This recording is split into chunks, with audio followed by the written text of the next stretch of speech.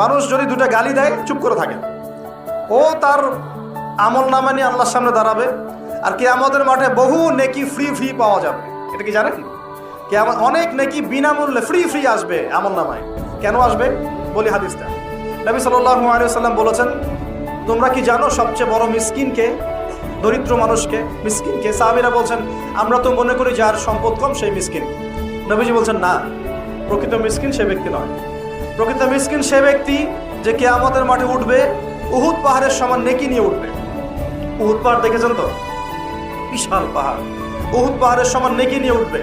নামাজের নেকি, যাকাতের নেকি, হজের নেকি, ওমরার নেকি, বিভিন্ন নেকি। কিন্তু দেখবে সামনে বহু মানুষ দাঁড়িয়ে আছে। কেন দাঁড়িয়ে আছে? কারো কাছ থেকে টাকা নিয়েছে, টাকা শোধ করে নাই, কাউকে গালি দিয়েছে, কাউকে অন্যায়ভাবে অপবাদ দিয়েছে, কাউকে আঘাত করেছে, কারো উপর জুলুম করেছে ইত্যাদি। বিভিন্ন রকম মানুষের সাথে জড়িত পাপ ছিল, ঠিক আছে? কারো গীবত করেছে, কাউকে তহমত দিয়েছে ইত্যাদি। এখন আল্লাহ পাক বলবেন, এই ব্যক্তির নেকির যে পাহাড় আছে এখান থেকে নেকি নিয়ে ওদেরকে দিয়ে দাও। বলেন নাউজুবিল্লাহ।